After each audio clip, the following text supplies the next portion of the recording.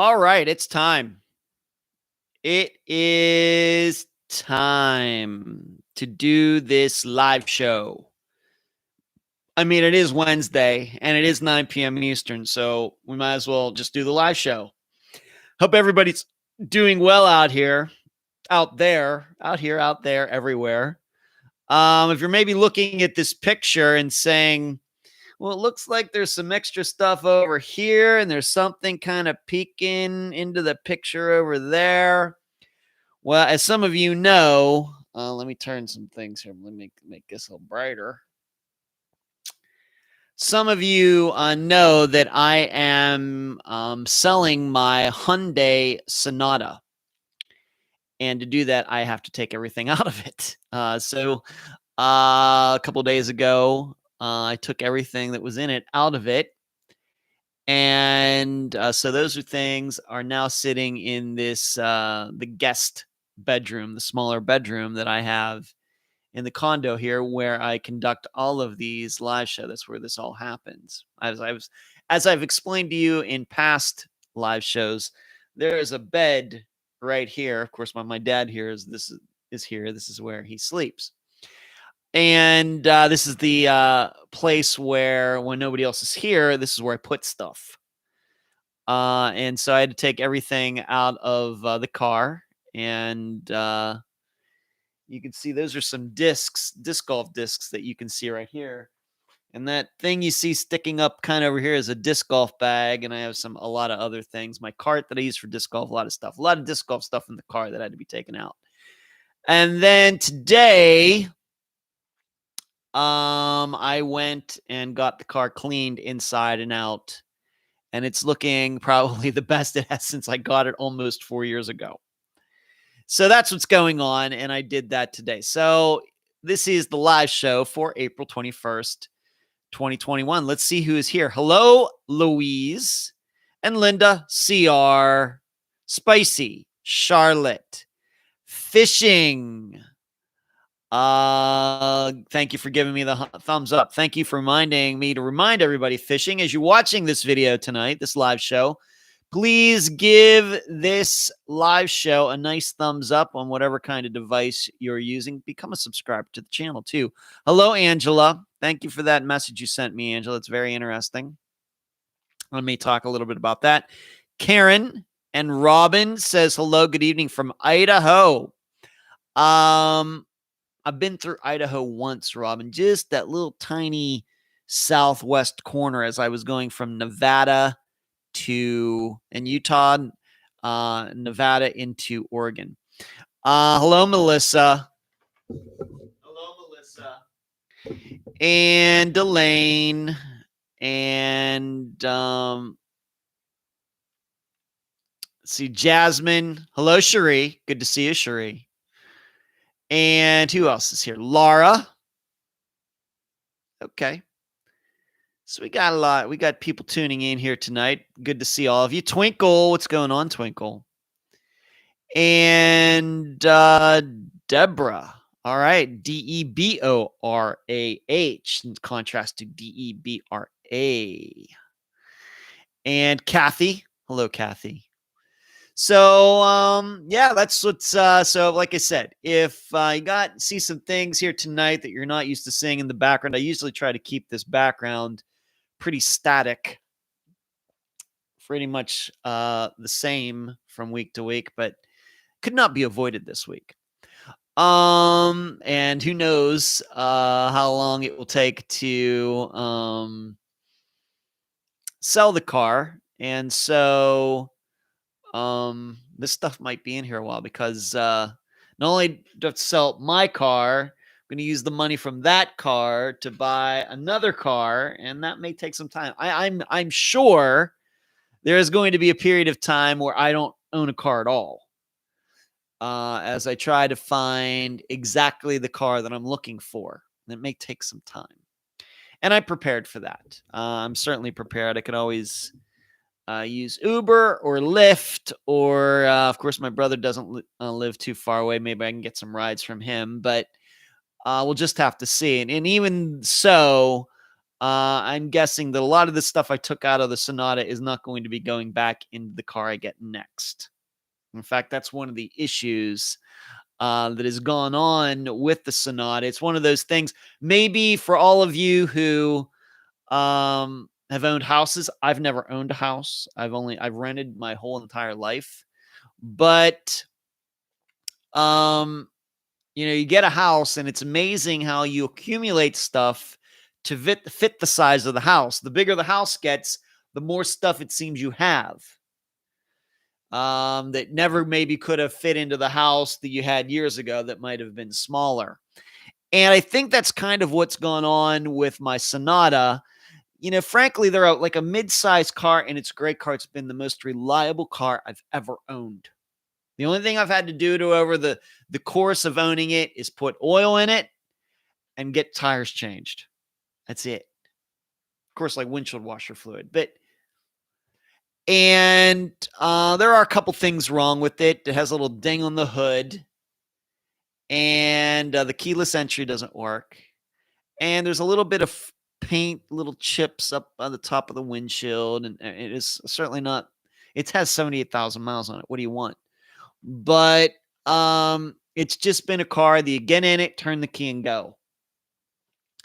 But in another way, it's too much car for me. I don't need 4 doors because I've owned that car for almost 4 years. Nobody's ever sat in the back seat.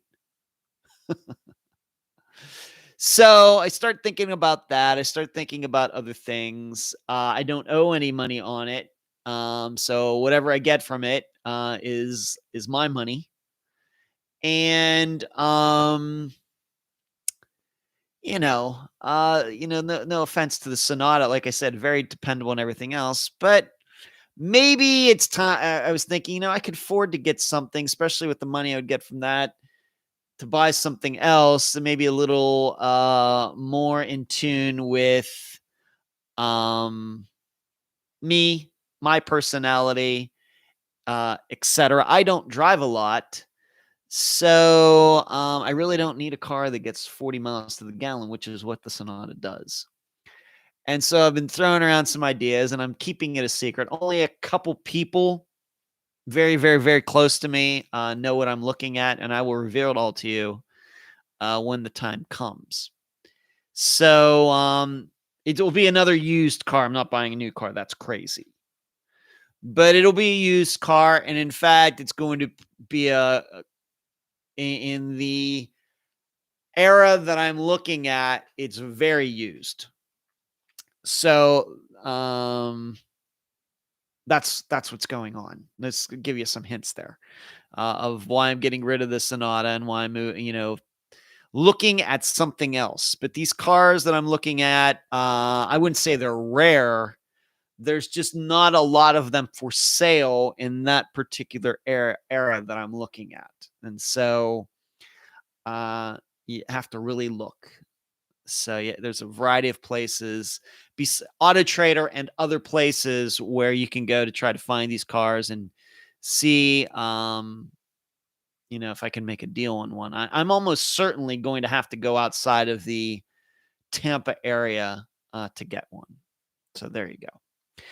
Melissa says best. Hello, Joey. Let's move up here. Hello, Elizabeth and Joey. Hey, Ed. She's Joey says, or he or she.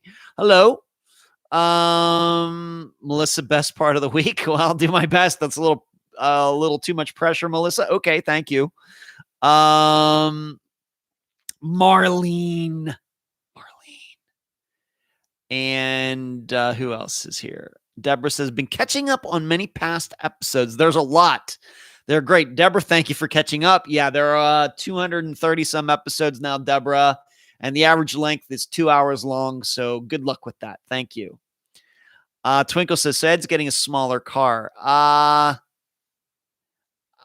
think, I'm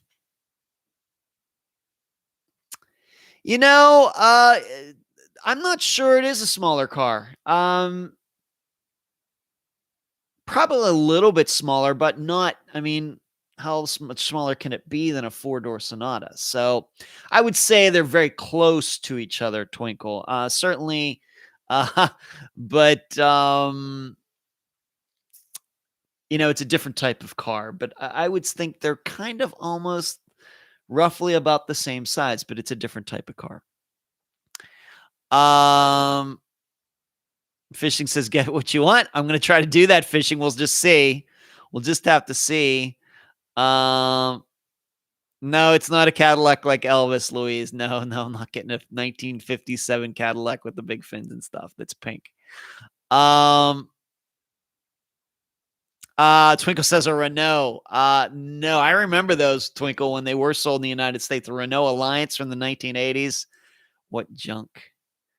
CR has her guess. I'm not going to confirm or deny any guesses that any of you make unless they're outrageous guesses, to which I just say no. El Camino, that's funny. Hello there, Alice. What's going on?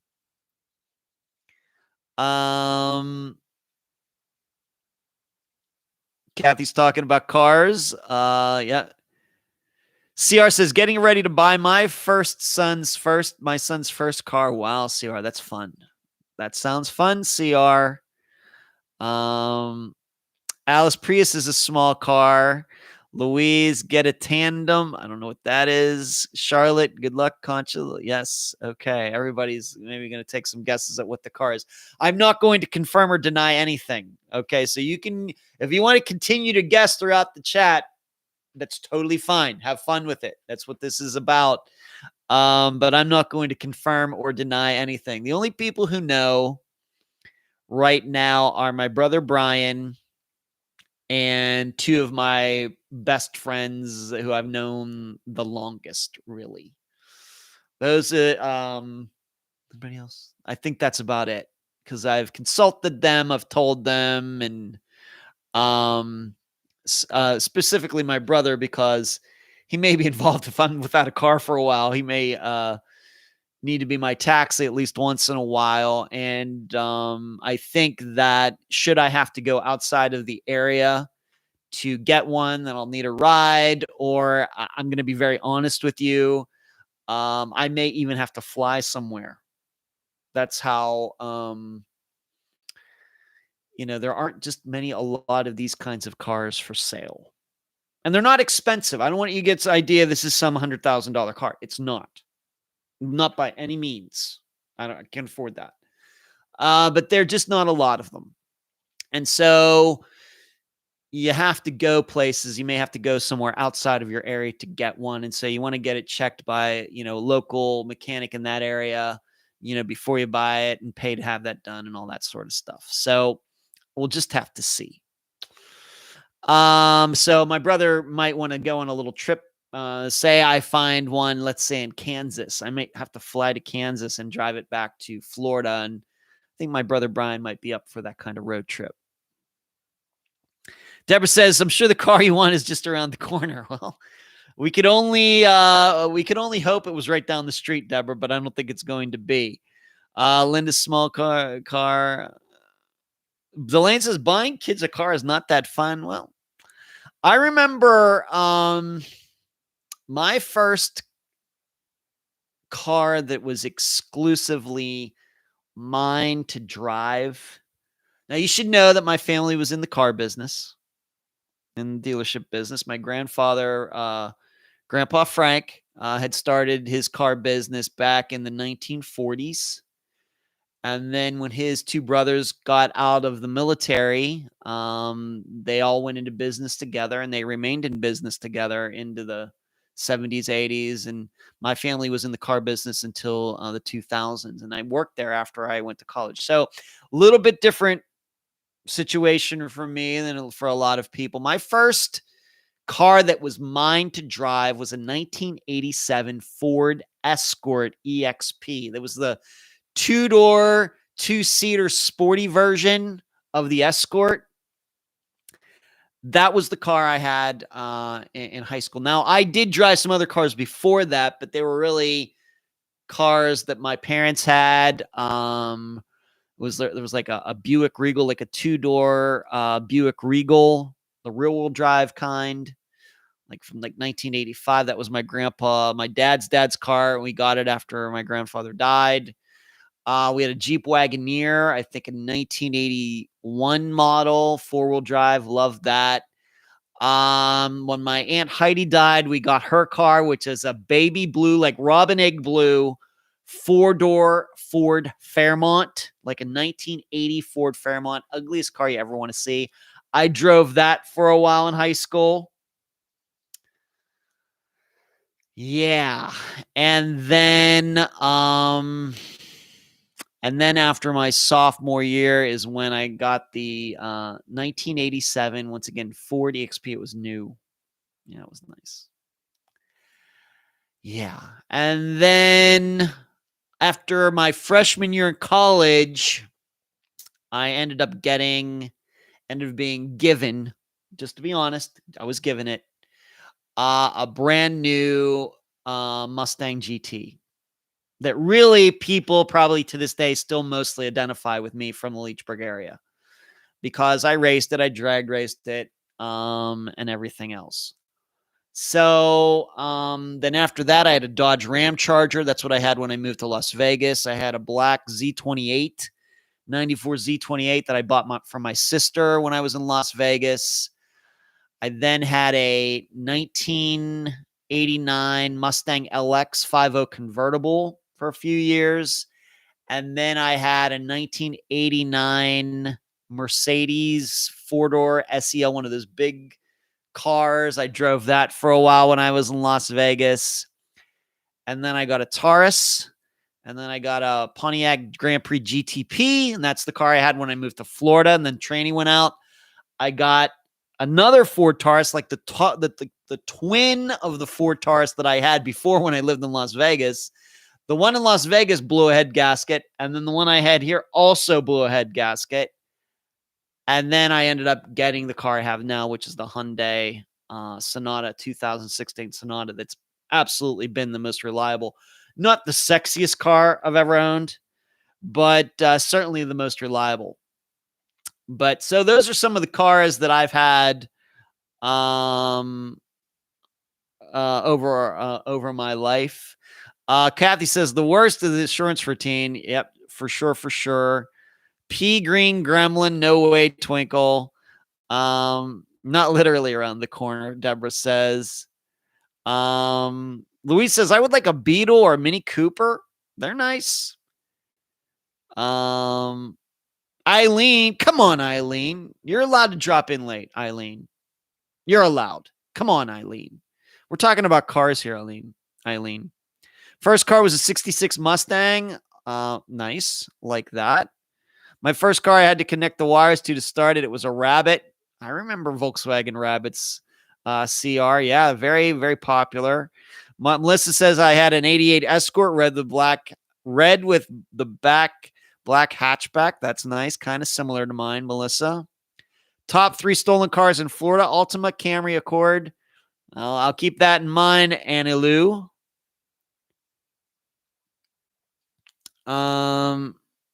Yeah, kids insurance. Yeah, crazy. Charlotte says, I've also had 2 Tauruses. Yeah, I had 2.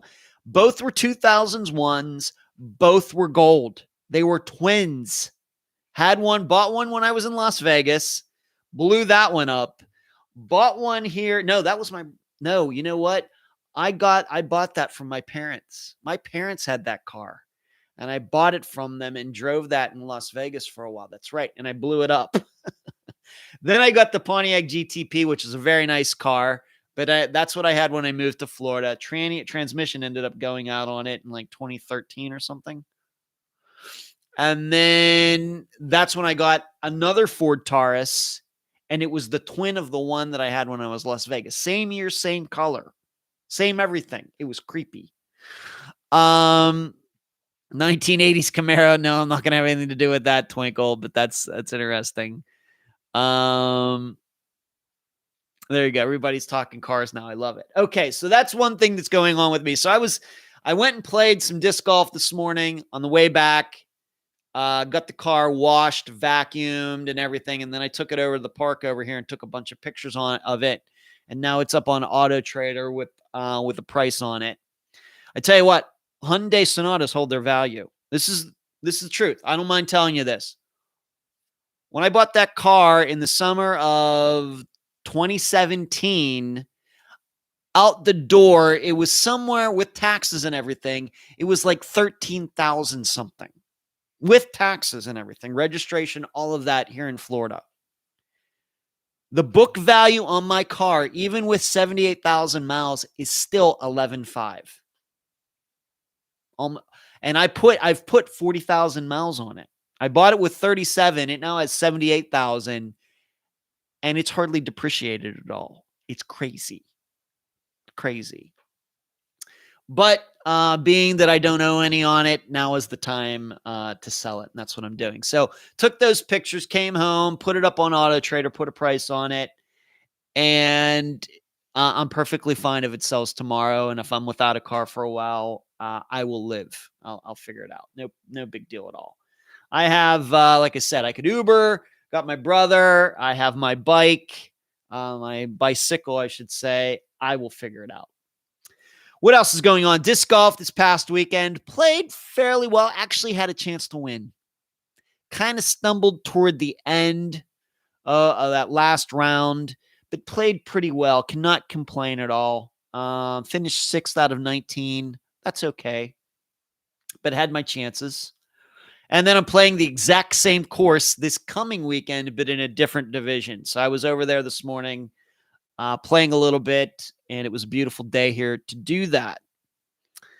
Some of you also know, once again, those of you who follow me on my private Facebook page, I'm doing this diet. I've lost about 8 pounds. Continues to be a combination of no sugar, except some natural sugar, for example, in fruit like grapes or pineapple. Can't eat berries, can't eat bananas because of the carbs in them. So no enriched or refined sugar like you would find in candy bars, things like that. No carbs. And also limiting the calorie intake to about 1,800 a day with allowances for exercise if I go out and play disc golf or whatever else. I've also been doing this ab workout every night using this app, and I'm just going to tell all of you what that it's called 6-Pack in 30 Days. The app, I would recommend it. It's free. I've been following it. I think I'm on day, I'm almost done with the program 30 days. I think I'm on day 28 or something. And it's been really good. So I would recommend it to any of you. They're not paying me to say that. I'm just personally recommending that to you. It certainly is a good one. Really gets your abs burning. But I've been doing that at night, right out here on the landing outside by the elevators. So that's what I've been doing. I certainly see a big difference in how I feel, how I look. I certainly feel it out on the disc golf course. I maybe it's just a psychological thing, but I certainly feel lighter out there. And so I've been doing that. And let's see what some of you are saying. Anna Luce says I had a Mercury Lynx. That's like the Ford Escort. Sure, same as Escort. Absolutely. I know it. That no AC, Anna Lou. Wow. Alice says she likes the Kia Soul. Those are kind of cool. I used to have a beautiful blue T-Bird, Thunderbird. Look at you. Kathy says cars normally depreciate rapidly. Well, yeah, if you get them new, Kathy, for sure. I just have to say with the Sonata, I'm just surprised that I could put 40,000 miles on it and it hardly depreciates at all. That's what the going rate is. I've even looked, checked some different sites, cars around my mileage the same year. That's what they're kind of going for. So I don't know. And mine's pretty nice. I mean, it's white. It looks pretty nice for a Sonata. It looks like a rental car, and it used to be a rental car. So I want a Challenger, but can't defend the mileage. Plus, no way I'm spending $50,000. Me neither. I'm not spending $50,000 either. Yeah. Kathy says, Louise, the car insurance in Southern California is very high. Everything is expensive in California, Kathy, including car insurance for sure. New York too, Linda. for sure. Twinkle says a Land Rover. Yeah. You know the joke I make about Land Rovers. If you're going to buy a Land Rover, make sure you buy a tow truck as well. So yeah, disc golf last weekend, disc golf this weekend. But after this weekend, my next tournament that actually is official, like PDGA sanctioned, is not well into May. And I'll have a situation where I'll play one weekend and then the next weekend and then the next weekend. So I'll have like 3 weekends in a row I'll be playing. But after this weekend, I don't play for a few weeks. But I am, if you'll remember, Unfound is sponsoring the women's tournament that's going to be happening over at my local course, Taylor, on May 8th. So I will be over there. I'll be volunteering, helping out whatever they need over there. A woman who I know very well, who was my doubles partner actually a few years ago, her name is Alicia, is running the tournament. So I was happy to be, Unfound to become a sponsor. And then I'll surely go over there on that Saturday and see if they need any help. So that's coming out in a couple weeks. Of course, I won't be playing though. So those are some things. Disc golf, once again, the car, diet. Those are some things that are going on with me. Tomorrow morning, I'm going to be going shooting with the guns for the first time in a while. Just have not gotten to the gun range as much as I would have liked over the past few months. And then it turns out that my dad took my ear protection and my eye protection back to Pennsylvania with him. So I didn't have that stuff anyway. So I had to get new ones. So I'll be doing that. I'll be going over there tomorrow morning. And this will be the first time I need to go there. I keep telling myself I need to go there at least. I'm a member there. I should go there at least once a month.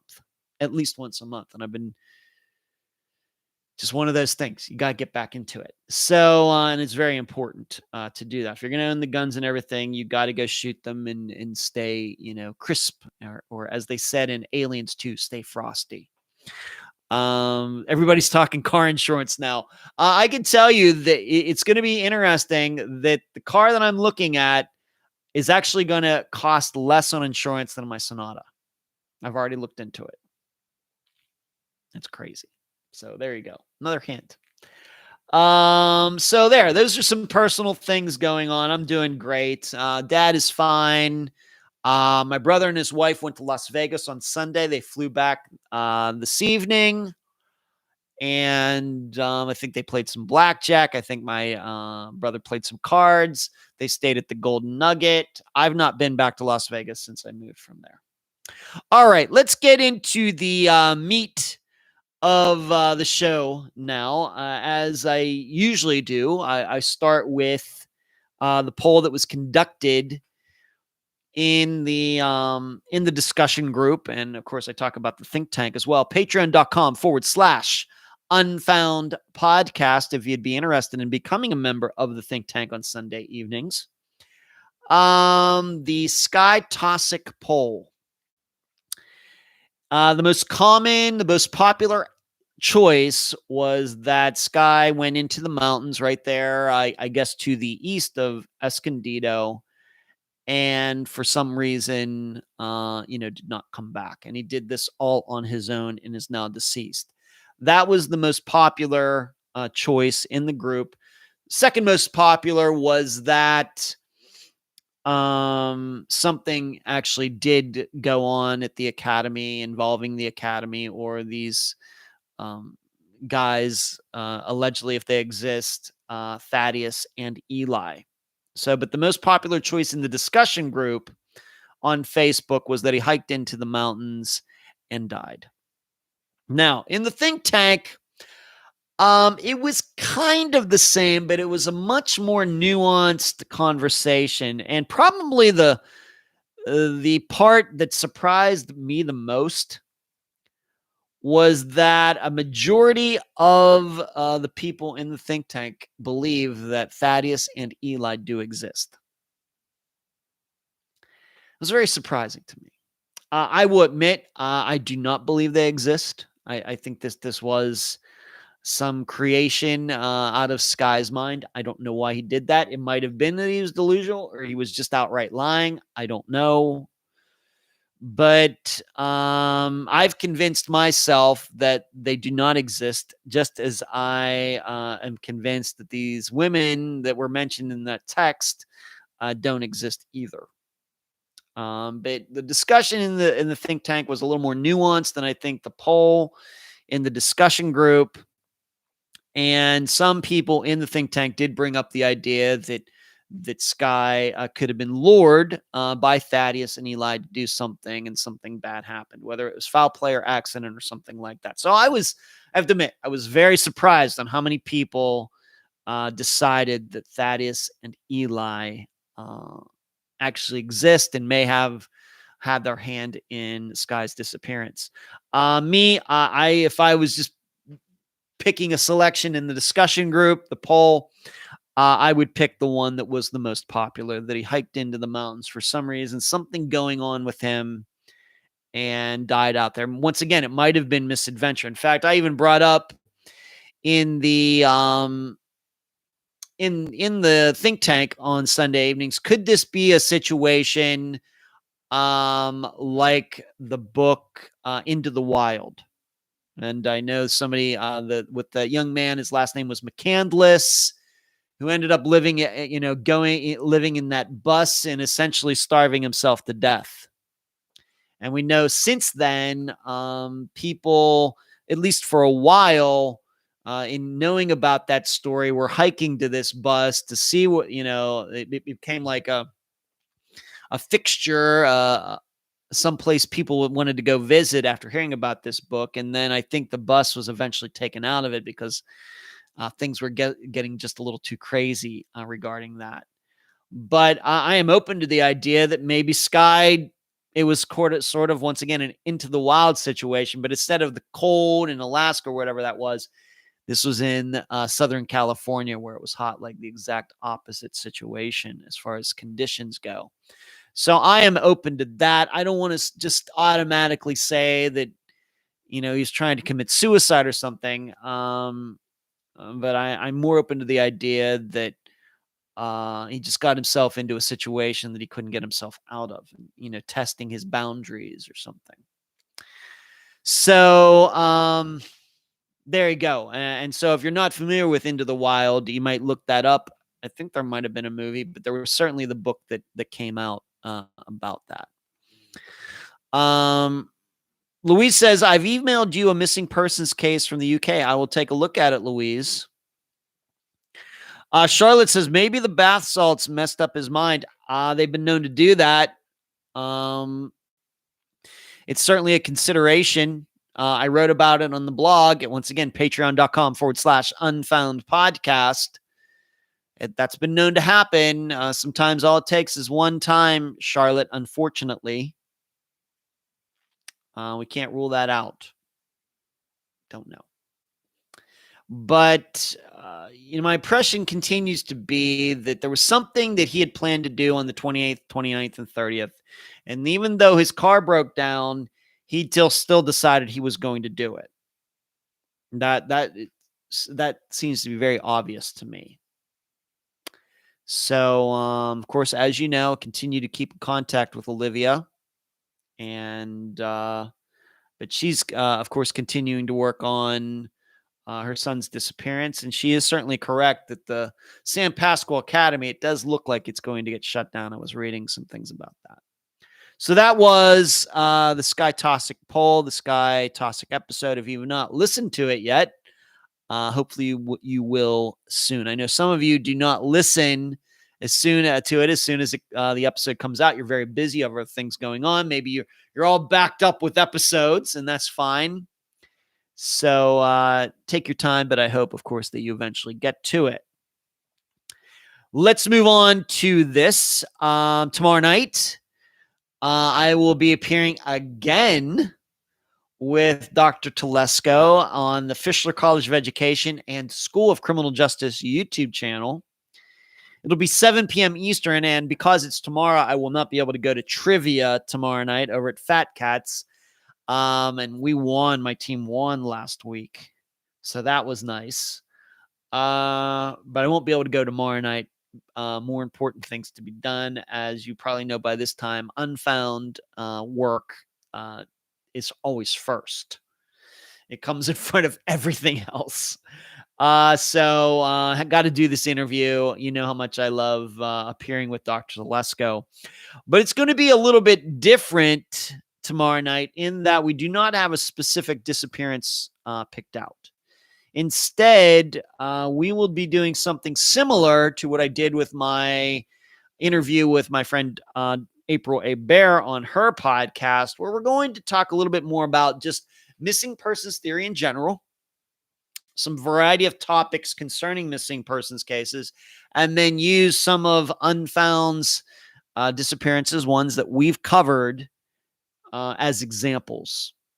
That's what we will be doing tomorrow night. And I think this will be a big show for the reason that, her two assistants, David and Josh, they will be graduating. So this will be their last show that they will be doing, at least with me appearing, for their education at Nova Southeastern University down there. I think it's in Davie, Florida. So I guess when Dr. Telesco and I meet up again, I don't know if we're planning to do a show in May or this summer. We haven't even talked about that yet. Of course, I'd be open to anything. She wants to do one every month. That's fine by me. I'm there. But I think what I'm saying is the next time after tomorrow that Dr. Telesco and I get together, I'm guessing there will be two new people in David and Josh's place. So that should be interesting. So that's tomorrow night, 7 p.m. Eastern. For those of you who have watched before, thank you, Cherie, for posting that link. Then you know how it goes. Just go to their channel at 7 o'clock and it's streaming live, and you'll see me, you'll see Dr. Telesco, you'll see her assistants. And we'll talk. And you know that those shows where they're supposed to just go an hour, but we usually end up going about an hour and 10 minutes. I could go for hours. So that's tomorrow night, and I don't know if we'll be doing one in May or not. If we are, all of you will be the first to know. After me finding out, all of you will then find out next. So it'll be a different discussion. Since the first discussion I ever had with Dr. Telesco, going back to last year, May, we've always picked out a particular disappearance to talk about. So this will be a little different, and we'll see how that goes. Anna Lou says, have you made unfound masks? No, there are no unfound masks, Annie Lou. And I have to say, I think that it's a little late for that. I think our mask days are coming to an end here. Here in Florida, they're practically to an end. I know some other states, it's not. Here in Florida, I would say that the mask environment is just about done. Very close. So Deborah says, sounds interesting. Yeah, you got to tune in tomorrow night to Dr. Telesco. Would love to see you there, Deborah. Louise says she's a lovely lady, Dr. Telesco. Oh, yeah, absolutely. Charlotte, very interesting. Eileen, come on, Eileen. Thank you for the donation. You're very generous. And that gives me an opportunity to mention that what Eileen just did there in the orange, you can see her name and the dollar amount. What she did was she hit the super chat button and is monetarily contributing to Unfound as she is watching the live show tonight. If you would like to do that, all you have to do is hit the gray box with the dollar sign in the middle and just fill in a dollar amount. Any amount is, we are thankful for any dollar amount. And Eileen, thank you very much. You're very kind, contributing in the super chat. Thank you. Kathy says, not in California, masks required everywhere. Just a different place, that California, Kathy. And Louise says, we're still wearing masks in the UK. Here's what's going on in Florida. Like when I went to get my car washed today, There was a sign outside. You got to wear your mask once you go into the office to pay. Otherwise, outside, people just standing around outside, no masks. When I go to play trivia, and this is the way it's been for at least the last 6 months, you go to play trivia over at this restaurant bar called Fat Cats. When you walk in, have to wear your mask. As soon as you sit down, you can take it off. You go to the restroom, you put it back on. Come back to your table, take it back off. You go to Publix, require that you wear your mask inside. But anything outside, and of course, at disc golf tournaments, we've had disc golf tournaments. They've been playing since last summer. We didn't play, I think, from the middle of March until the end of May last year because of all of this. Then in June, everything got started up again. Nobody wears any masks. None. So,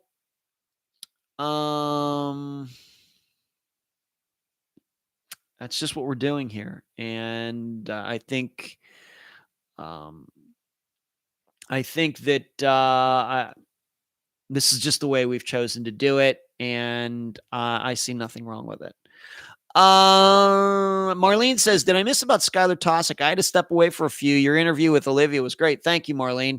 I did talk about Skylar Tosic. You'll have to go back and rewind the video and play that, Marlene. I did talk about the poll, and I also talked about the think tank and what we talked about then there. Yes. Sheree says Texas doesn't care. Texas, the Western California. Okay. Louise, Kathy, same here in the UK. Have to wear them everywhere. Shops, supermarkets, car washes, takeaway stores. It's getting, I guess the thing is that Florida shut down for a little bit, for a few months. And then since last summer, all businesses have been all open. And once again, there's some masks, things here and there. But we've just been pretty much open for business. All types of different businesses, doesn't matter. Now, sporting events, I think the Rays, the Lightning, they're not at full capacity. Of course, the Rays are never full capacity. But the Lightning, I think it's limited capacity or something like that. But really, cruising around and everything, you never know that all of this is going on. And by the way, I still not got my vaccine. It's going to happen in May. Anna Lou says, I've got vaccines, but still staying mostly at home and parks. Okay, Anna Lou. Yeah, no offense, California. Next topic, next Friday. This Friday, of course, is the Q&A episode, which I'll be talking about at the end of this show. Next Friday will be the update episode number 8. And I know I've said this before, but I'm going to say it again. I don't think this update episode is going to be long as some of the others. It does seem to me that I have fewer updates, at least right at this point, than certainly in the last few. Why that is, I don't know. Maybe it could have something to do with COVID, and certainly could. So I don't think it's going to be like a 2-hour episode. I would be surprised. But I'll just tell you what's going on. I don't have a control over any of it pretty much, but I will give you as many updates as there are. And hopefully maybe the next one in August will be longer. Well, but, more updates usually means somewhat good news. So when we don't have as many updates, that means probably there's not as much good news going on, and that's bad. So hopefully the August one will be longer, but I've not recorded any of it yet. I will do that starting next Monday, Tuesday, somewhere like that. Charlotte says she hasn't gotten the vaccine yet. Doesn't know if she will. Eileen says, my husband went to an Angels game today, masks and spacing between seats, but he was happy to be out. I think a lot of people are happy to be out, Eileen. Yeah. So vaccine talk. Okay, let's move on to this. Well, this kind of, I guess I'll be talking about this next week for the update episode. There is some news that Jackson Miller might have been seen. This is a disappearance that we covered back in early 2020, over a year ago. If you will remember, a young man, California, drove and parked his car near the Golden Gate Bridge in San Francisco, but video shows him walking in the opposite direction of the bridge, and there's no proof that he ever jumped off the bridge. His mother, Gina, was the guest, and her family went out there, and allegedly there were some sightings of a young man who looked like Jackson. Of course, he was never tracked down, and that disappearance is about 10 years old now. Well, in a Target in Woodland, California, which is near Sacramento, so east of San Francisco, still kind of Northern California, there is a video and the picture that's been posted of this young man who was at this Target and was walking out wearing like a long sleeve blackish gray shirt, long sleeve. And then he's wearing like what I would call pajama pants with shamrocks on them, black with green shamrocks. And allegedly he went up to a woman and identified himself. His first name is Jackson. And he said that he knew he was missing. This woman did not end up giving him a ride, and family, this woman reported this. And so they're still looking for this young man, and of course he hasn't been located since. I got to be honest, I don't know what to think about all of this. It seems strange to me that if this is Jackson, that he would identify himself as such, and then he would say that he knew he was missing. And I think in the article I read, it's something about he might have gotten an Uber instead. Well, if that's the case, then there should be some, can't they talk to Uber drivers in the area and track that? There does seem to be some ways of figuring these things out. He was at a Target. They can go and get the video from inside the Target and see if he bought anything. Did he use a credit card? On and on and on. It seems like there's a lot of things that could be done, but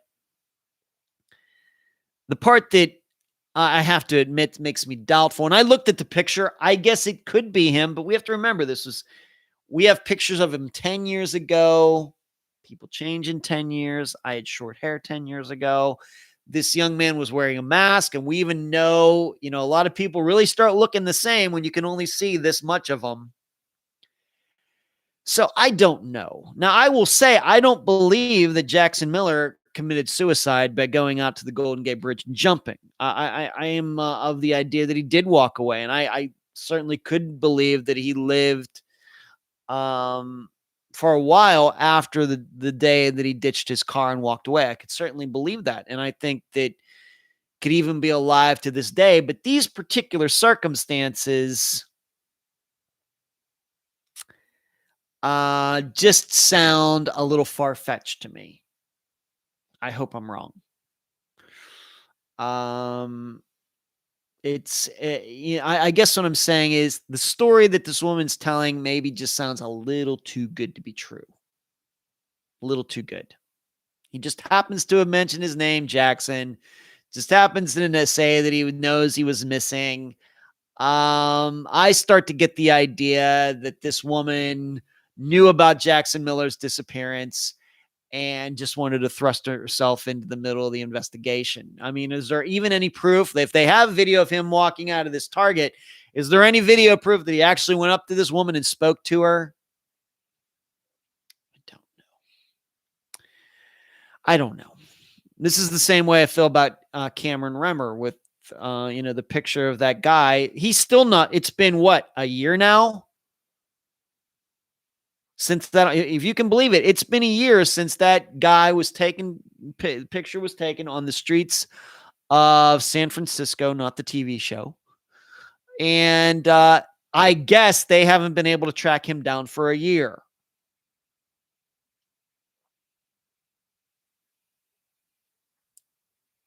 So, and as you remember, at the time I was doubtful.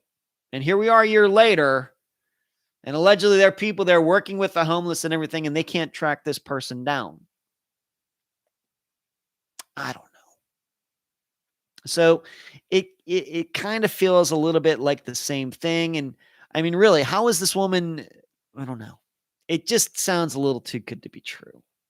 I hate to be negative, but you all have listened to most of the episodes, and you know how these things usually happen. And we know how people like to thrust themselves into middle of investigations and create lies, and there are all sorts of kooks out there and everything else. I certainly hope it's Jackson Miller.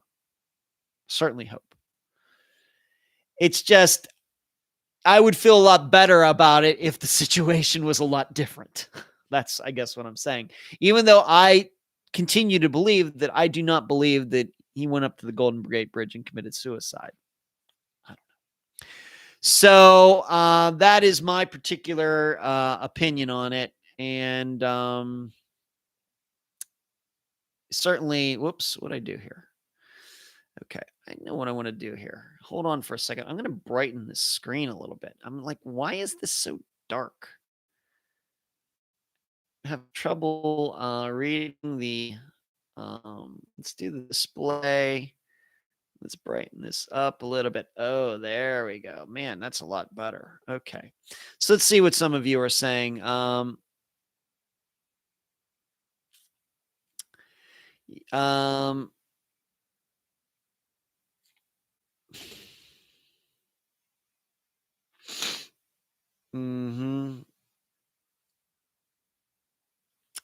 Better late than never, Louise. Debbie, hello, Debbie. Better late than never, I guess. Hello, Debbie.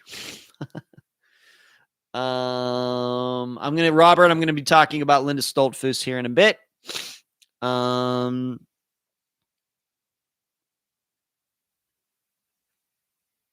Delane says to the woman who saw Jackson, I wonder if she was so familiar with Jackson's disappearance beforehand. Exactly. Thank you, Delane. Certainly. Cherie says, did look like Jackson, but I don't know either. The whole story seems to be fantastic to me. Cherie, I'm with you. And once again, how do you tell if it looks like Jackson or not when you only see this much of this kid? And I have to tell you, and his hair is really short compared to the hair you see of Jackson back then. It doesn't look like the same color and looks like the different hairline. And we have to remember that those pictures were taken 10 years ago. Delane says once again, like Cameron sighting. Yeah, kind of like that, Delane. Kathy says, just because it looks like Jackson doesn't mean it him. CR says it's possible. It's certainly possible. Sorry, CR, certainly possible. I wish the circumstances were a little different. Louise says, I work in a supermarket, and you're right, Ed. Everybody does look the same with masks on and hoodies on. They all look like masked robbers. Delane says, wow, a year. Yeah, that picture of Cameron Remmer in San Francisco was taken a year ago now. And you tell me why they haven't been able to track him down in that year. I don't know. Louise says, I don't know this case. I will have to read up on it. There are so many cases out there. Well, Louise, two disappearances we're talking about right now are Jackson Miller, which is a disappearance that we covered early in 2020, Jackson Miller. And the other one we're talking about is Cameron Remmer. That was a disappearance. The episode came out at the end of 2019. But both of these young men disappeared in San Francisco, but at different times. So you can look those up, Louise. Deborah says, seems most sightings of missing people are misguided. Unfortunately, that is true, Deborah, certainly. All right, so that's Jackson Miller. I will talk about that more in depth next week for the update. Maybe there will be another update concerning that before I do the recording next week. Moving on. I know that I've mentioned this before, but I'm going to talk about it a little bit more now. I usually don't do this, but I'm making an exception. It is true that sometime in May, and I've already talked to the guest about it, although we've not recorded the interview yet. In fact, I haven't typed up an outline yet. Unfound in May will be covering the disappearance of Brian Schaefer. who disappeared from Columbus, Ohio on April 1st of 2006. So we just passed the 15-year anniversary. We were doing this for a few reasons. And unlike, I think, a lot of other podcasts that do it because they know they're going to get a lot of downloads and views and everything, it's not the reason that I will be covering it. The reason will be is because Brian Schaefer's disappearance in general gets mentioned so much when comparing different kinds of disappearances. I find myself doing it, even though we've not covered it yet on the program. I see a lot of similarities between disappearances that we've covered on Unfound and his, or theirs and Jennifer Kessie's, theirs and Mara Murray's, or many other disappearances that are very, very well known that we've not covered on the program. So there's that. I would say that Brian Schaefer's disappearance is kind of like, what was the right word, be a touchstone or something like that, where a lot of people know about it, even if they don't listen to any true crime podcasts or don't know anything about missing persons cases. It's that well known. But I want to cover it because it does get mentioned by me so much. In addition, I'm very fortunate to know very well the young woman who has been doing the most work on his disappearance for several years now. And in fact, I've been talking to her since 2017. I would not say that I'm guiding her. She's certainly doing her own thing, and she's doing great work. And I spoke to her yesterday, and then I'm going to be talking to her again on Friday morning again. And we've already talked about a couple topics regarding Brian's disappearance that I do not think are out in the public yet, things that she has discovered. So that's going to happen. We are going to, I have to put together, like I said, the outline. We're not going to sensationalize it.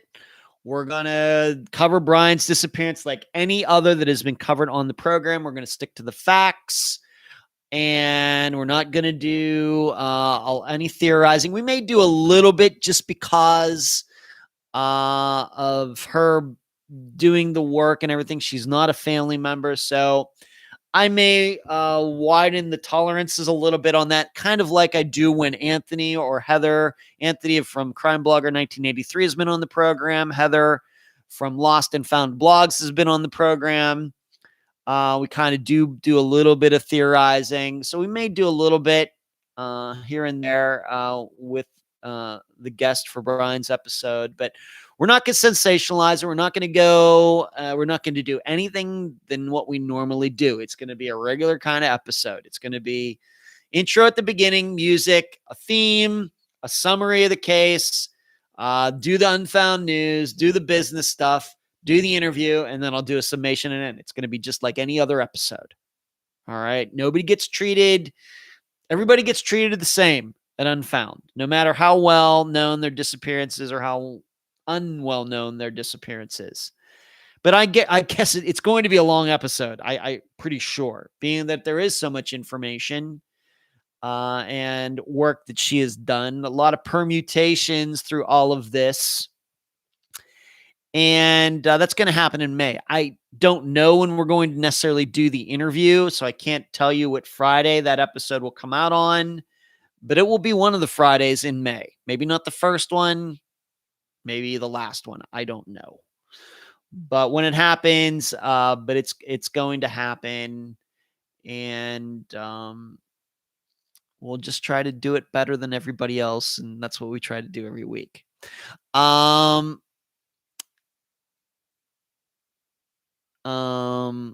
Cherie says, I can't believe it's been 15 years since Brian went missing. Yeah. April 1st was 15 years, Cherie. Yep. Will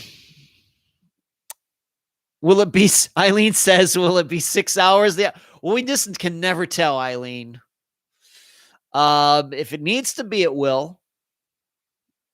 But I don't think it'll be 6 hours. It'll be long, though. It will be long. I would not be surprised if it's 2.5. I wouldn't be surprised if it's 3 hours. I just don't know yet. I haven't typed out the outline yet. Usually when I look at the outline, I can usually automatically tell how long the interview is going to be. I'm pretty good at that now after 200 some of them. So I haven't done that yet. I'll have a much better idea when that happens. The issue is with Brian's is that we do have to talk about sightings, and we have to talk about pings, and we have to talk about, there's going to be a lot of talk about some pictures that the guest has, maybe some things that you haven't heard about before. And those discussions probably are going to make, or we have to do them. So that's going to certainly lengthen the interview. There's a lot of stuff to talk about regarding his case, and of course, all the people around him and all of that. Thank you, Debbie. But it's only Unfound, no ED on the end. I'm Ed at Unfound, but it is not Unfound Ed. Eric, well, it has nothing to do with the landscape, but partially. Charlie, yes, it does. Can't wait for that one on Brian. Thank you, Marlene. Yeah. So Brian Schaefer, sometime in May. You can put that. I can put a guarantee on that. Let's move on to this. Let's move on, being that one of you brought it up. Yes, Linda Stoltzfoos' remains have been found. That news came out today. The news reports are not saying exactly where they were found. It's in Lancaster County somewhere, which is where she disappeared. So Lancaster County is a big area. And being that the remains have just recently been found, we don't have an idea of how she was killed, and surely she was by Justo Smoker is the guy's name.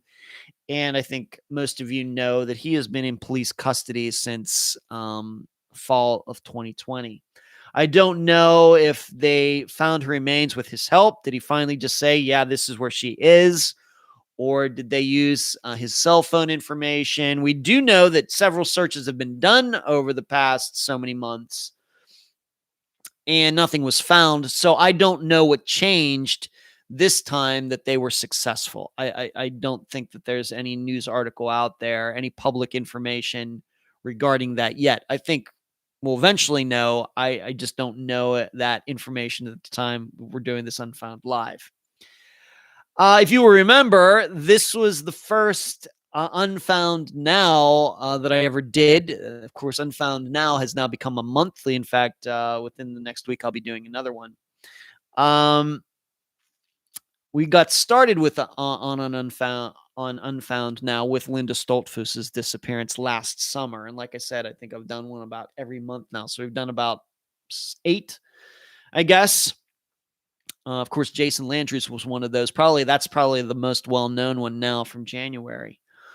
And she was she a Mennonite or Amish? And she was coming back from some gathering, walking by herself. And we now know that there is video. I didn't know this at the time, I don't think, of doing her Unfound Now, but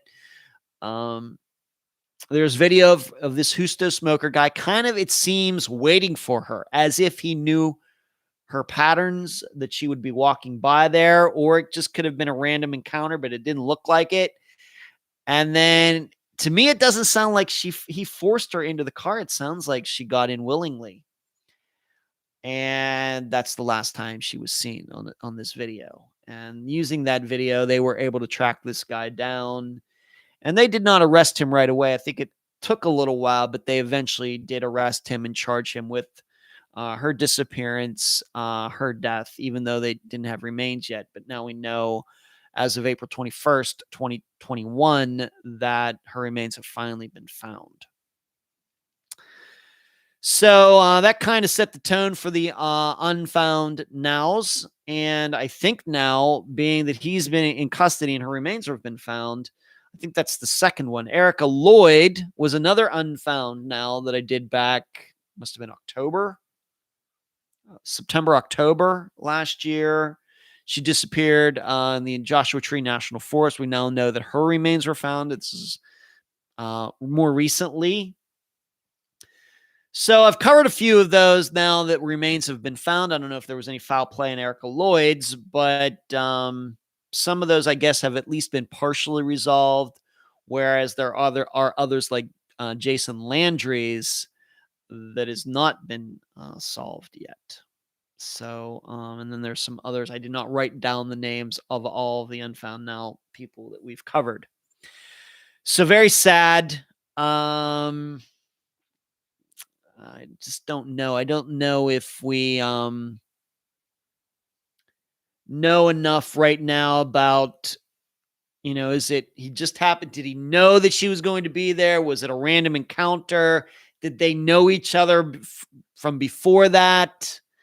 Hopefully those things will come out. I think that might help us analyze her disappearance and murder a little bit better. Hopefully that information will eventually come out.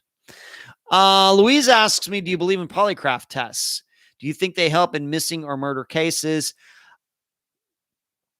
Louise, they're just a tool like anything else. They're not perfect by any means. So I guess if it's a yes or no answer, I guess I would say no. I do not believe in polygraph tests. Do I think they help in missing murder case or murder cases? I think that there's no evidence of that. Louise, an example I like to give, and you might have to be a American history major to know this. Just to give you an idea about polygraph tests, back in the 1980s, there was a guy who worked. He wasn't in the CIA. I think he worked for Navy intelligence. Maybe it was the CIA. His name is Aldrich Ames, Aldrich space Ames. Aldrich Ames, and he worked for the American government in intelligence, like I said, in the CIA or Navy intelligence, something like that. And one of the things they do, Louise, is every so often, these employees who are handling this very top secret information are given polygraph tests. Aldrich Ames was given those polygraph tests, just like every other employee, and he passed all of them with flying colors. He is the biggest spy in American history. He was spying for the Soviet Union, had been doing so for years, getting paid to do so, and he passed every single polygraph test he ever took. That is true. You can look that up. So that I think shows us all we need to know about polygraph tests. They certainly can be fooled. Charlotte, did anyone watch the disappeared episode about Eric Franks a few days ago? I saw that there was a disappeared marathon on, Charlotte, and I did watch a couple of them, but I did not see that one. Should know that was filmed after Eric's mother and friend were on Unfound. They were on in like early 2017, but that was filmed after that, Charlotte, if you're wondering. Linda says, Ed, do you ever mark your episodes as case closed for people who watch the episodes and don't know the updates? I don't, Linda. Here's why. Because I know as soon as I mark a case closed, nobody's going to listen to that episode. And I want people to listen to the ones even if they are solved. I know as soon as I mark one case closed, people aren't going to listen to it. So, that's why I don't do that. I want everybody to, I do an in memoriams when remains are found and there's a cause of death and somebody's been charged with a murder. If that's what happened, then I do in memoriams, Linda, but I don't like marking these things necessarily case closed. I want people to go back and listen to those episodes and look at the information before everything got resolved, to see what it looks like when a case is unsolved, and then look at it once it's solved and make that comparison. I think that's very important. And as soon as I mark a case closed, I just can guarantee you less people are going to, when they find Unfound for the first time, they see some case closed. Oh, well, this one's already, I'm not even going to listen to that. That one's already resolved. I'm going to move this one. I want everybody to listen to all of them because I think there's a lot to learn. It has nothing to do with downloads and everything else. I don't even look at that stuff. It has everything to do with learning about these disappearances and how they go from being unsolved to solved. Robert says, what a coincidence. I've lived in Joshua Tree and Lancaster, Pennsylvania. Robert. Sounds very suspicious to me. Two very different types of areas, right, Robert? Lancaster, Pennsylvania, and Joshua Tree. I have to admit, the funny thing is, I've never been to Lancaster, Pennsylvania, but I have been to Joshua Tree. I've been through that national forest. I've been to that part of California, even though I'm from Pennsylvania. Kathy says, Justin was driving down Stumptown and saw a girl walking down Beachdale, and he turned around and drove down Beachdale. Husto was driving down Stumptown and saw a girl walking down. So maybe it is they didn't know each other at all before that. Okay, Kathy. So, yes, Linda Stoltzfoos. Like I said, I'm hoping that we learn a lot more about that before this is all over. I think the way Kathy is explaining it does maybe seem that she was in the wrong place at the wrong time. Maybe she was being stalked and didn't know it, and that they didn't know each other before that day. We'll have to see. Okay. And I will mention that again. That will be in the Unfound news section of the episode on Friday. Moving on, like I said, moving on to this Unfound now. I'm planning to do another one within the next week. I'm currently going through a short list of recent disappearances within the last, I think I'm looking back as far as the beginning of February to any disappearances that kind of made national news. I'm not going to be doing Maya Malettes or Malettes. I think that's been covered so much already. I really don't know what there is to say. There could be to say about that. So I'm not going to do that one. So I'm looking at maybe some other ones that maybe have made kind of national news, but haven't got as much attention as that. And so it's a short list. I think I've narrowed it down to about 5. And so I'll be recording that surely within the next week, maybe this coming weekend. So be looking for that right here on this Unfound Podcast Channel on YouTube. And if you don't know what Unfound Now is, if that's something that you've not heard of before, you can find it right here once again on the channel. I do that once a month. Started doing that last summer because I wanted to show everybody how we analyze disappearances when they are very, very new. Of course, for Unfound, we're mainly usually talking about disappearances that are several years old. And so this gives, I think, people an opportunity to see what we do, how we analyze disappearances as they are happening, as the news is coming out. And I also use it as a way to teach all of you, things to look for in disappearances. When you see a disappearance that pops up in your local news and it gives you information, the things that you should be thinking about and how to analyze it. And I use these Unfound Nows to do that. Eric says, any updates on that 48-hour situation? There are no updates, Eric. That it happened, and I think we're all moving on. Delane, yes, sometimes I wish I could go back to high school and actually pay attention in history and geography class. Yeah. Sure. Regarding Maya, says no need. Larry will be in jail by then anyway. I've been kind of following it, Sheree. I guess it does seem like that, but sometimes we know things seem so obvious, and then people continue to walk around free men and women for a long time. So let's see. So yes, be looking for another Unfound Now within the next week, and I'm looking forward to doing the next one. Moving on to this, at findjody.com, they released a new episode. And I think this is episode 12, 13. And in that episode, they cover another possible person of interest in Jody Huisentruit's disappearance. And his name is Thomas Korskadin, and they interview his daughter.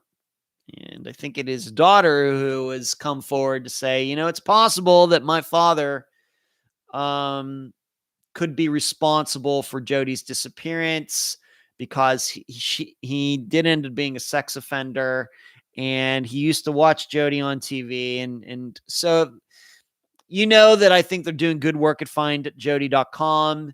I was, when findjody.com started like 20 years ago, the website, and they had the forum, I was one of the first people to be in that forum because I had known about Jody's disappearance for some reason, even though I never lived in Iowa. And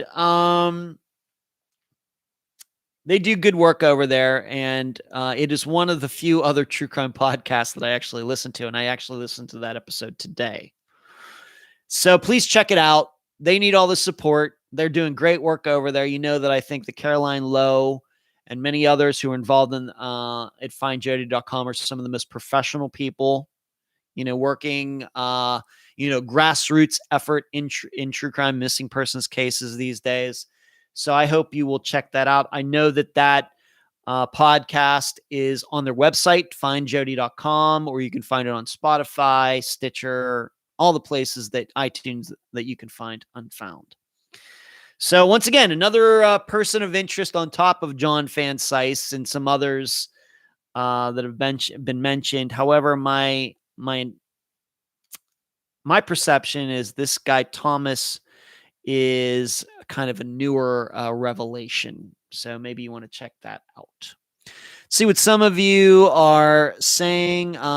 Instant says, hello from Melbourne, Australia. Must be well into tomorrow in Australia. Never been to Australia. Great show, amazing cause, and honestly, you don't get enough credit for the attention you bring to these tragic cases. Instant, thank you. We just trying to do our best. We're trying to bring attention to the cases, not necessarily to ourselves, but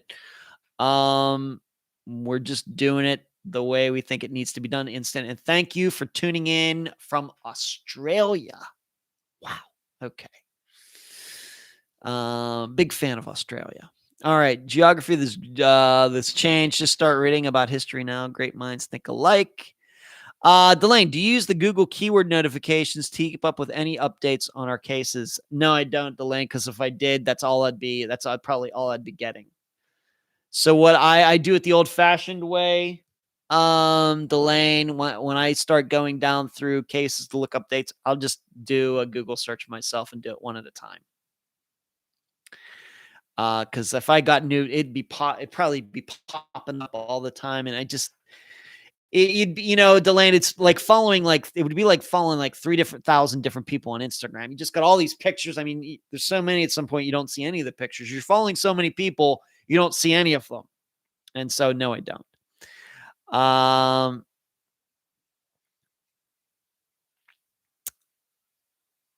Good day to you, Instant. Good day. It's freezing. That's right, Instant, of course. Southern Hemisphere is opposite from the Northern Hemisphere. Our summer months are June, July, August, and yours are November, December, January. So yes, I guess it is rolling toward winter in Australia. Sorry about that. Annalise says, I'm in Miami, never freezing. Yeah. Delane's a good question, but no. Nope. And Deborah says, Instant Rostar, I'm in far north Queensland. We got 2 people from Australia watching. It's just so crazy. So crazy. I just never, I have to admit, never in my life. And of course, we've had some people tune in. Of course, I know we have a lot of listeners in Ireland. I know that once in a while, a person from Hong Kong tunes in. I could have never imagined this.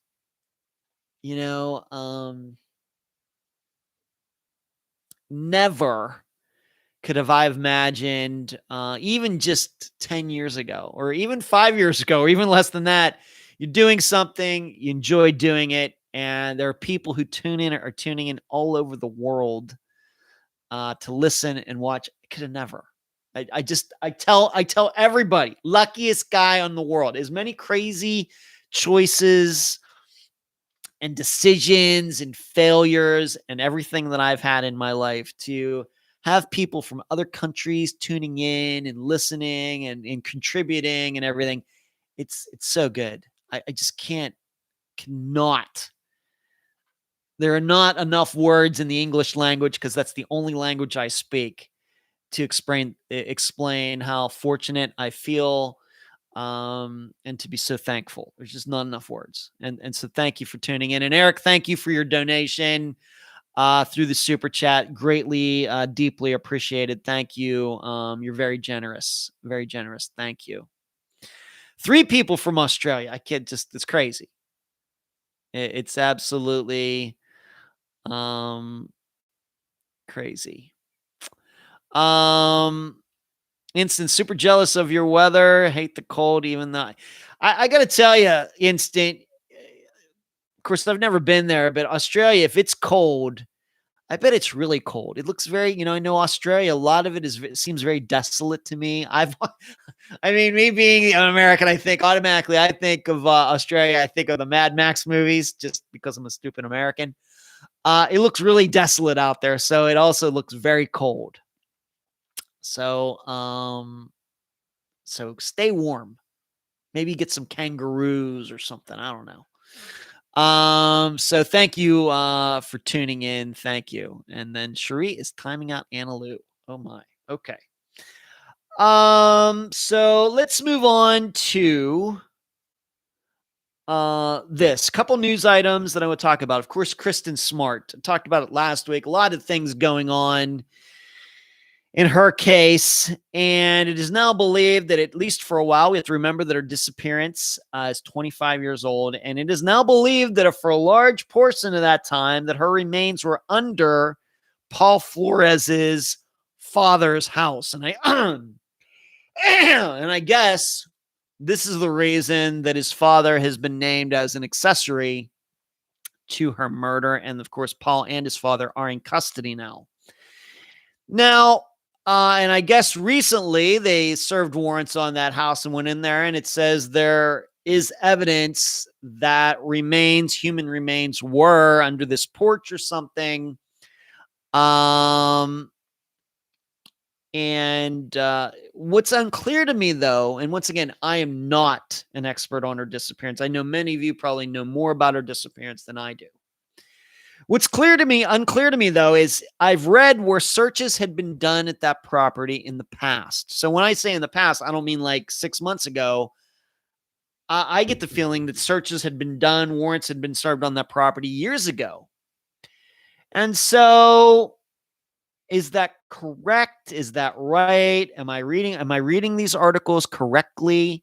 And if so, I'm wondering why was this missed? If her remains were there up until recently, and the property has been searched in the past, how were her remains missed? This sounds like Zoe Campos all over again. That when she went missing and they searched Carla Rodriguez's property, there's this new slab of cement or concrete, and not one investigator goes, that looks weird. And it took 5 years or whatever for, of course, her remains to be found on that very same property. Is this the same situation with Kristen Smart's, of course, but her remains have been moved? Or am I totally reading that the wrong way? Because, like I said, I read a couple articles that are within the last couple days that said that a recent search had been conducted, and it looked like human remains had been moved from under this porch. But in the same article, it says that searches on that property had been done in the past. Don't know. So I'm a little, Cherie says, I'm not wrong. Well, I love being not wrong, Cherie. So that's, I guess what you're saying is, Cherie, is that's a big question mark then? That there is some question mark as if they searched before, why they didn't find it. Okay. I hope that somebody can because we still don't know the reason that happened in Zoe Campos's case. I'm hoping that's going to come out in the trial that's supposed to happen this year with Carlos Rodriguez. I'm hoping that comes out. I would really like the police to try to explain why that happened. They went on to Carlos Rodriguez's property and didn't realize that there was a new piece of cement right there. And so I'm hoping that we get clarification on that with Kristen Smart's case as well. Now you have to wonder, are her remains ever going to be found? And let me read. Why do I keep doing that? Let me read some of this. Deborah says, I live in tropical Australia. Never gets below 70. See, that sounds nice to me. Crystal, love and found. Thank you, Crystal, with the hearts, the little pink hearts. That's cute. Thank you, Crystal. When I think of Australia, I think of those giant spiders, Eileen. That's good. Delane says, from what I understand, his mother's house is where they were concentrating to begin with. So do Paul Flores' mother and father, are they divorced? They don't live in the same house, Delane? Is that what you're saying? Okay, thank you, Cherie. Sure. I remember reading that they were looking at his mom's house. Okay, so there maybe are two different houses. Okay. Eileen, I think that someone later looked at the equipment used in the search and said it was not sufficient. Hopefully I'm not confusing cases. So they were going on that property using certain machines, and it was maybe it wasn't the proper ground penetrating radar or something. I don't know. Hello, D. Good to see you. I know you're getting in here late, but it's good to see you anyway, D. Hope you're doing well. I see you, D. Delane says it was his mother's house where tenants had reported hearing an alarm. Cherie, there was a reporter there after a search and continued to take photos after Ellie left. Mr. Flores went and searched a spot, and the reporter took a pic. So I love hearing, Cherie, I love hearing stuff like that. There's the biggest complaint I have about media of all types today is that the reporters are it just seems they too easily just take the press release. Good on that reporter for sticking around. That's what good reporters do. Awesome. I love hearing that. Love it. Where he was looking, went back to that spot, and voila. Interesting, Sheree. I love that. Thank you for filling in that blank, Sheree. I love that.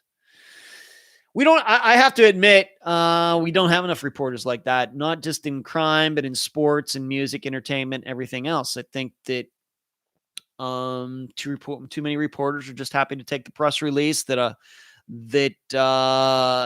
police department or an entertainer or a sports team are willing to release. I don't know how much really gumshoe reporting is done these days. Drives me nuts.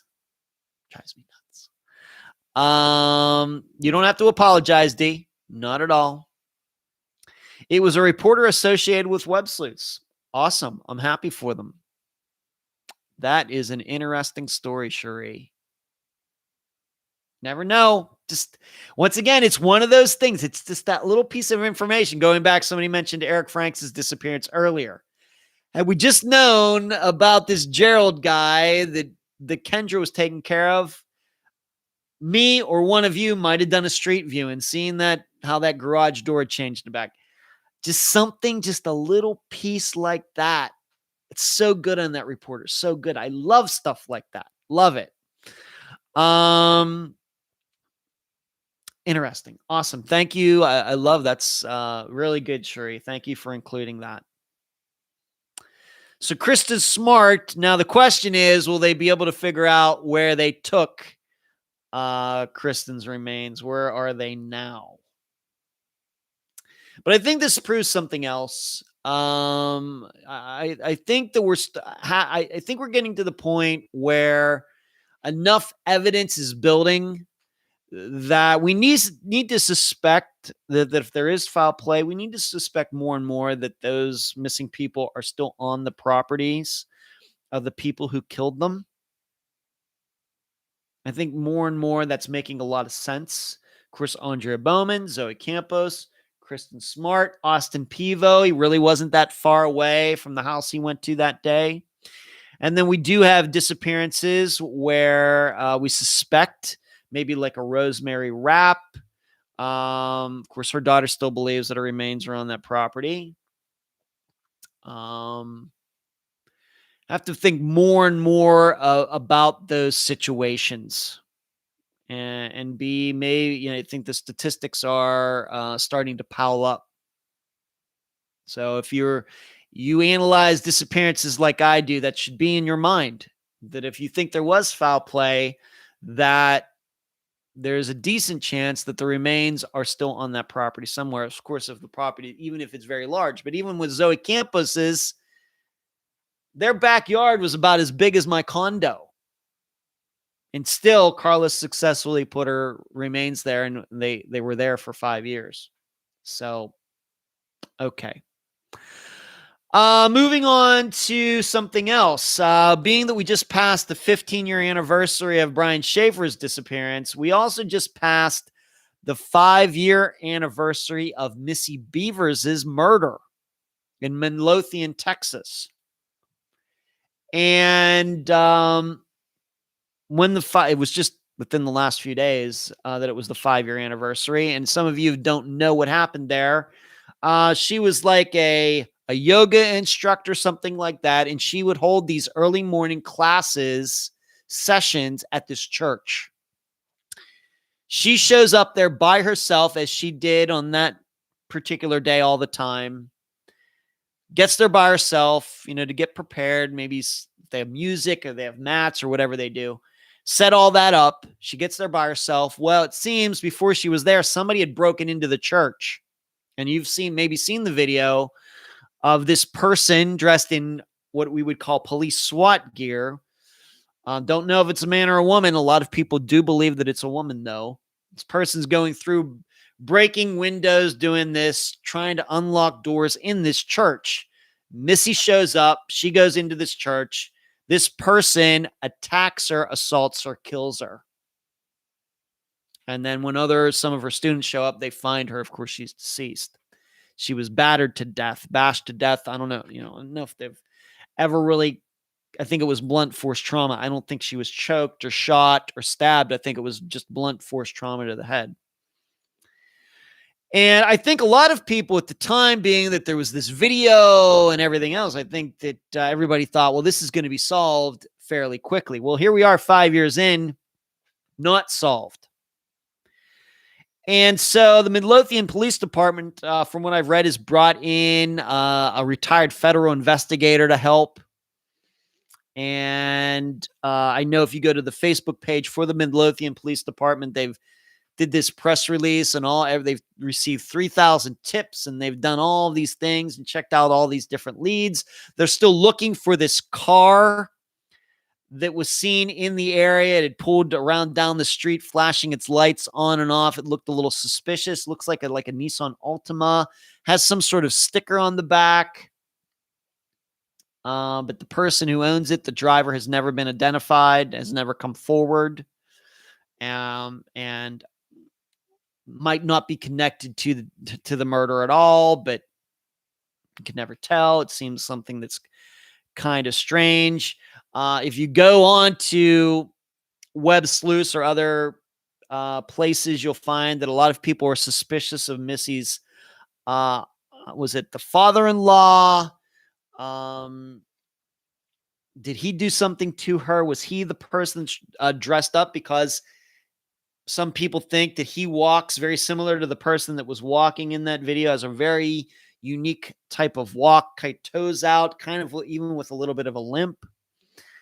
Then there's also suspicion that there was the wife of a guy that Missy kind of worked with in this physical training. Maybe they were having a relationship and this wife got jealous. I can remember that. And that's been brought up. So a lot of things have been out there, but this is still unsolved, even though I think, once again, 5 years ago, I thought that this would be wrapped up fairly quickly. But that just passed the 5-year anniversary. And, I just want you to think about this. Now, we know that it's a murder. It was certainly a murder. Now, we don't know, was Missy the target? Was this person went in there knowing that Missy was going to be there? Person wanted to make it look like it was a church break-in, and then Missy just happened upon it? Or was it really a church break-in? This person doing this didn't know that Missy would be there, that these classes were held. And then the person thought, man, this person's going to see me. They're going to be able to identify me. And then I need to kill this woman and then leave. So the murder was not planned. It's just Missy, wrong place, wrong time.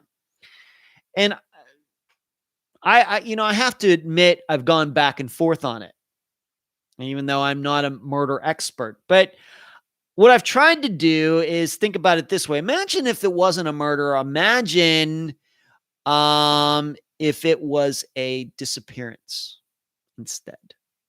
Imagine a situation where same thing, but there's no proof that Missy was murdered. She shows up to do what she was doing. She shows up, and then when her students show up later, her vehicle's there, the church is open, things are set up, but Missy isn't there. But there is proof of a break-in at the church.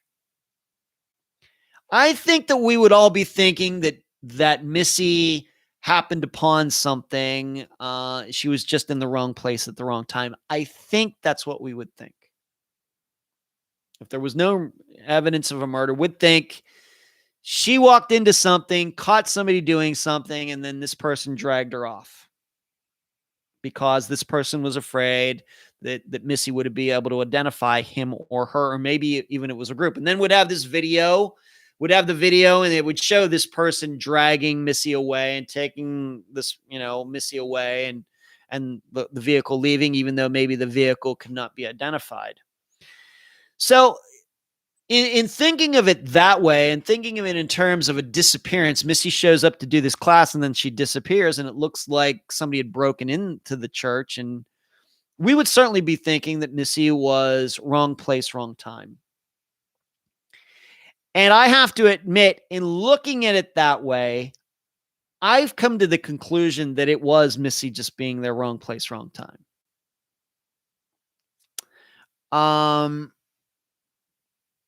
I do not think that this is, I'm just going to go on the record here, and I could be totally wrong, but I do not believe this is a situation where somebody knew she was going to be there. And so this person decided to get all this gear and everything and go in there and make it look like a break-in, waiting for Missy. It just sounds too complicated to me. There's too many things that could go wrong. What happens if Missy shows up late? What happens if one of her students shows up first? For some reason is waiting there, and then Missy pulls in, and all of this stuff within the church has already been damaged before Missy even gets there. It just sounds a little too complicated to me. In addition, I don't know if we can really think about any disappearances or murders that were like that, where somebody wanted to make it look like a break-in. And I realize it comes up in books and novels. I realize it comes up in TV shows and movies. But in real life, I'm not saying it's never happened. It's just so rare that somebody would do something, make it look like something, and then wait for that person to show up and make it look like the person just happened upon something, when really the killer was waiting the whole time. That the break-in was just a ruse to cover up the murder. The murder was the real reason. The burglary wasn't the real reason. The murder was the real reason the person was there. So based on that, I do not believe that this was something personal. I think it was maybe more likely something having to do with the church. I think it's very possible that who was ever in there, obviously this person knew that church had video cameras in it. I don't know. I'm not a criminal, but I don't know if I would not automatically take for granted that a church would have video cameras inside it. Maybe I should just take that for granted because it's the 21st century. But this person obviously knew, man or woman, obviously knew that there were video cameras inside that church. And this person went to extreme lengths, didn't just put a mask on, put the whole gear on from head to toe.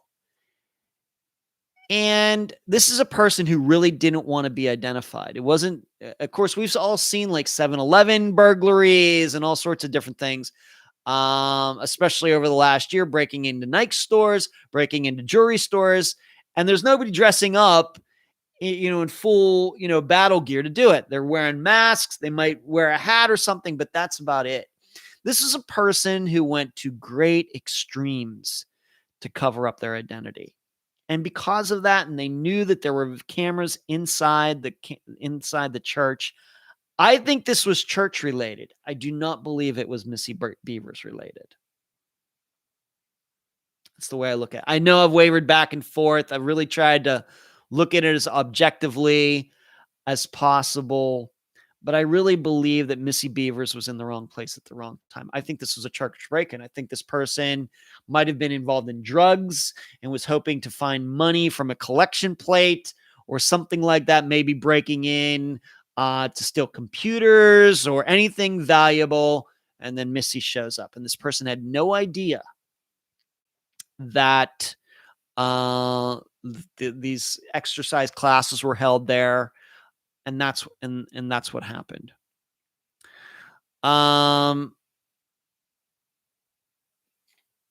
Delane says, I just heard on a Joe and Lorden show today that a lot of news articles are now generated by auto intelligence and just report the exact same info. That wouldn't surprise me at all, Delane, at all. Would not surprise me at all. All media in the United States is horrible.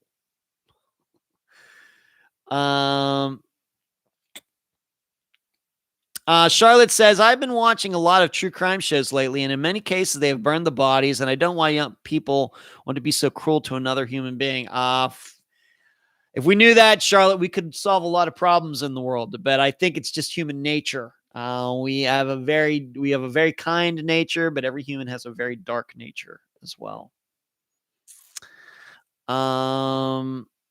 Deborah says, Ed, do you think the person was the one, sir? I lost that. I was reading it and then it popped by. Ed, do you think the person was the one circling the sports store's parking lot? That's the car that they haven't been able to identify, Deborah. I don't know. I don't think anybody knows. All we know is the police are still searching for that person in that car and the person hasn't come forward. That may mean nothing. The person might have been lost. Might have been some out-of-towner, totally lost, driving around and, trying, maybe it was a rental car and they're trying to turn on the interior lights, but they're flashing their headlights. There's a lot of different possibilities. And the person might not even know, was just cruising through town, might not even know the police are looking for him or her. It wouldn't be crazy. So that sticker that might have been on the back of the car might have been from a rental car agency. That had nothing to do with it. It very well may be that I think that if we had enough video cameras and we were to watch video cameras at 3 a.m. of any parking lot across the United States, we'd probably see weird stuff every night. So I just don't know. Shree says the car is certainly associated. So once again, Shree and I disagree. I wouldn't say we disagree. Shree just seems much more sure about it than I am.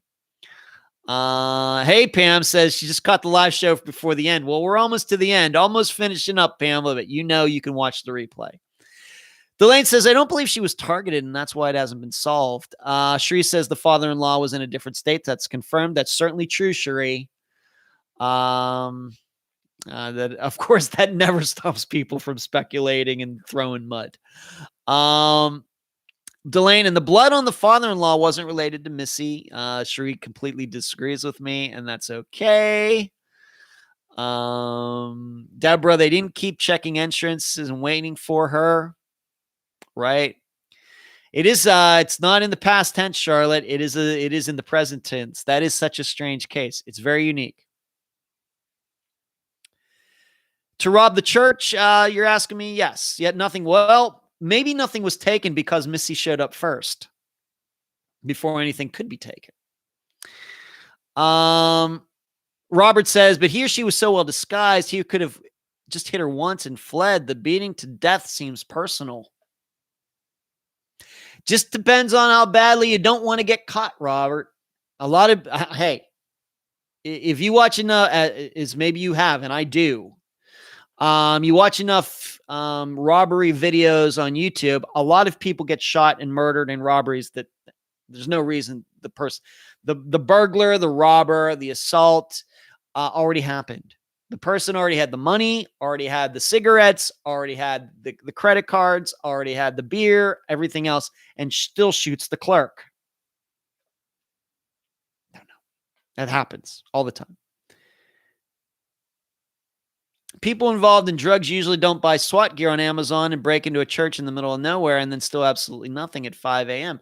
That's true. It's very unique. And women who go to hold yoga classes don't usually get assaulted at 5:30 in the morning either. Puma says she thinks I think she was targeted. Charlotte, the Nancy Moyer case is really a puzzler too. Does not jump at me off the top of my head. We actually rarely disagree, but when we do, it's usually absolutely. We are. I think it's perfectly healthy, Sheree. Kathy, Charlotte, I believe in Nancy Moyer's case, they're focusing on a guy not mentioned in the disappeared episode. Sheree says, I mean, they do if they are having affairs. And I guess to that, I would say a lot of people having affairs out there, and most of them aren't dying, and most of them aren't assaulted and everything else. So must have been a very, if this was a cause, if an affair, if it existed, was the cause, it must have been something unique about that affair for it to go to this point. So, all right. So let's move on. So Missy Beavers, and it does, of course, we know how these things work. The police could say, we don't know what's going on. We're going to solve this. We're not getting any information. Then tomorrow they're charging somebody. And very well may be the situation with Missy Beavers but in reading their Facebook page today, it does seem that they're still scrambling for information 5 years later. And it does seem that if this was somebody who knew Missy, was connected through an affair or work or something, it seems that they would have been able to identify, if this person was driving that car, they would have been able to track down the car by now. They would know these people. Okay, well, she was having an affair with this guy. Well, what kind of cars does he have access to? What's he drive? What's his wife drive? What's his girlfriend drive? What's his friend drive? These are the things that they would do.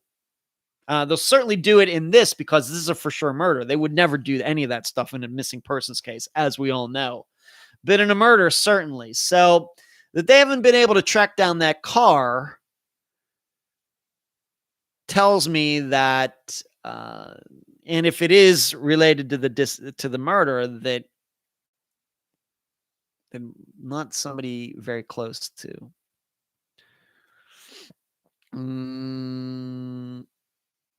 Sheree says, I've heard less about church robberies in the middle of nowhere. Well, churches do get robbed. It could have been a rental. And once again, I think that would be something that it would be very, very easy to check because you can't rent cars with cash. You have to pay with credit card. And they would certainly have access to these people's financial records. I think that certainly if they could prove that Missy was having an affair with somebody, a guy, woman, I don't care, then that would be, well, there's a motive. That would certainly, I think, be enough to get a subpoena for that person's records, phone records, banking records, things like that. Charlotte, wouldn't they have known that there was going to be a class there that morning if they had been casing the church? I don't know. I don't remember how often this class was held. I don't know how long she had been holding classes there. Maybe she altered the schedule. I don't know. Robert says, I've never heard of a church robbery. Okay. All right. Let's move on to this. This Friday, the Q&A episode. Lots of questions will get answered this Friday. And the episode is going to be about 3 hours long. I answer about 30 questions. So I guess I give, what is that? 30, that's 3 hours is 180 minutes. And so what does that, 30 and so I guess 6 minutes per question. I devote 6 minutes per question, something like that. Many of the questions will be ones that you've heard before because I took a lot of them from the live shows going back this past year. I did not take every question from every live show, but I went through and I picked the 30 best ones regarding Unfound, maybe some pop culture stuff, music stuff, a little bit of everything. And that will be this Friday's episode. I do these because I realize there are a lot of people who don't watch this live show, unfortunately. Can't make them. But I think because all of you watch the live show, you have a better, you know me better. You know the program better. And I want to make sure, try to get everybody on the same page. So one of the ways to do that is to answer these questions that all of you have asked me over the past year. Some of them personal questions, some of them unfound questions, and then there are some fun questions in there as well. In fact, I think last time I even answered the question, Ed, why are you single? To the answer, although I gave a long answer, my first response was, how much time do you have? So that's going to be this Friday. It's an annual episode. Of course, the update episodes are every 4 months, and that'll be next week. But these Q&A episodes, just once a year. The first one was in April of 2019. The second one was a year ago. And now the third one, the third Q&A episode, where I answer about 30 questions. Some of them probably are fairly predictable. In fact, I will even tell all of you, one of them is certainly, Ed, why don't you like people using Unfound's episodes in their own programs? I answer that question. I know all of you know the answer because I've talked about it on here, but many of the people who just listen to the Friday episodes don't know why. And so on Friday, they'll get to hear why. So that's this Friday. So it's 3 hours. We haven't had a 3-hour episode for a while. So I'll be doing all the talking, as I will be doing all the talking next Friday for the update episode as well. So that's about it. Charlotte's leaving. Good night. Good night, Charlotte. See ya. Night, Charlotte. Jill is just getting in now. Sorry, we're just leaving now, Jill. You're leaving as you're coming in the front doors. Everybody's going out the back door. Linda says, my old church was robbed and I basically live in the middle of nowhere. Okay. And yes, Linda says, do not forget to give this video a thumbs up before you go.